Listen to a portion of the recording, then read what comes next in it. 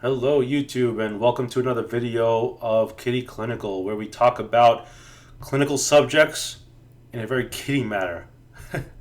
Kitty manner. So we've got a previous videos about the MCAT score. Today we're going to be talking about the GPA, another metric by which medical schools judge you on. They judge you. They just sit back and quietly judge you as you submit your application.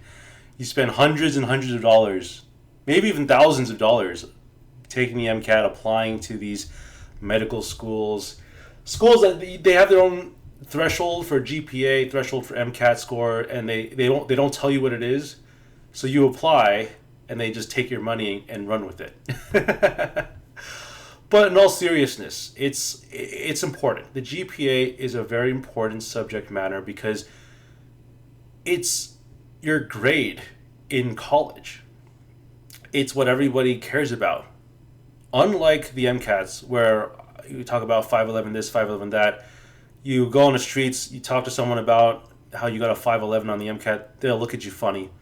But most people out in the city of New York or in California, they know what a GPA is. They know that a 4.0 is considered good. They know that a 3.7 is good. So let's stop and just talk about this article here from MedEdits.com about the average GPA for medical school. So the most recent data, this is back in the matriculants from 2021 to 2022. They took all these students or rising students, upcoming students, applicants. They looked at their GPA score. They averaged them out. They found the number. It was 3.74.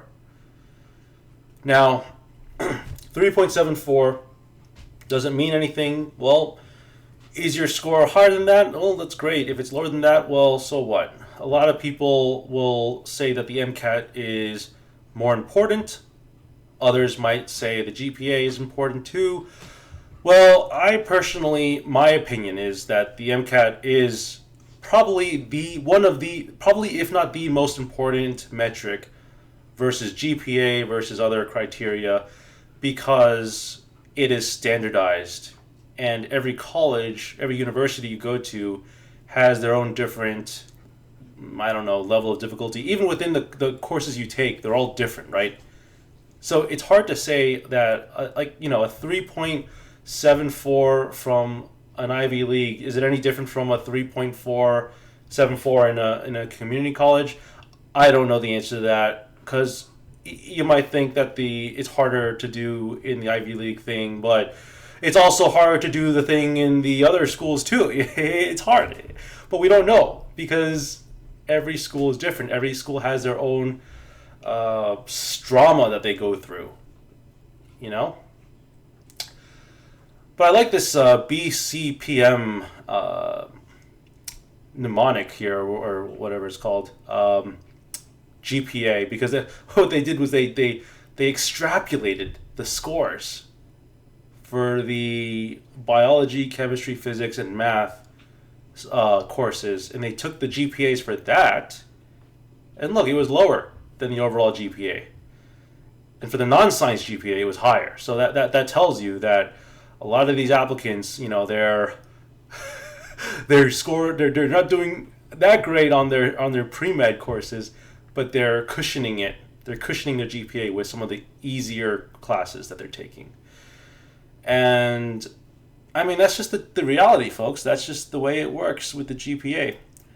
I mean, we could go on and on and on about what is considered a good GPA, but I don't have to tell you. The numbers don't lie here. 3.74 is considered the average GPA for medical school matriculants. Now, one very important detail that they're missing here, they're not telling you, which I wish that they did include in this article. I wish they did include it because it is an important piece of information, is their standard deviation.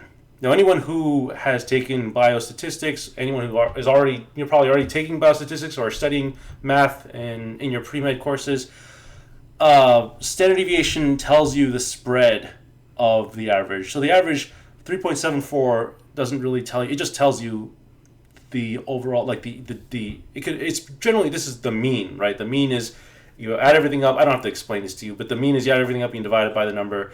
But the standard deviation tells you how variable was it, how much of a spread was there when it came to looking at this average. So to me, this 3.74 is important, but it only gives us half of the information. And the other half of the information, I guess you'd have to go find it on the AMCAS or whatever. So hope you found this video helpful.